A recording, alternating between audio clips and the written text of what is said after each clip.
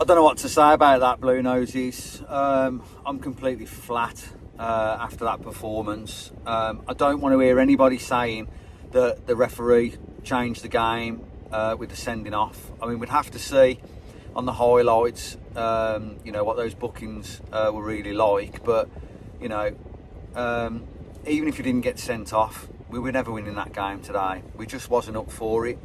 I don't think, it would have been 3-0 if we'd have had 11 players on the pitch. So that's something to talk about, I guess. But, the performance was absolutely flat. Midfield, toothless. Nobody wanted it. I thought Iwata early on was putting his foot in and getting about. Dykes looked the only person that was really trying. Nothing was sticking in midfield. The wingers had no impact. Stano didn't have a single touch that I can remember in the first half. And then second half, running down blind alleys, and offered nothing and was just getting crowded out. I think when we did get the ball and we looked to go forward, we were just slow in the transition again, just holding it up, going backwards, going sideways, no intent going forward. I can't remember a clear chance on goal, I'll be honest, or certainly didn't have one on target, did we? So I just don't know what's going on away from home. That's, the Blackburn performance away from home wasn't great, but obviously we got a result. Stoke was terrible. Leicester was terrible. Today, terrible. We looked like an average, below average championship side today with no clue and no idea.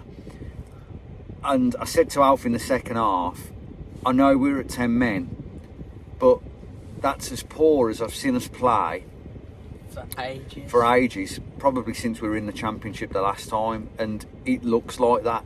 The crowd was flat, the performance was flat. And Cov are a good team. Let's not make no mistake about that.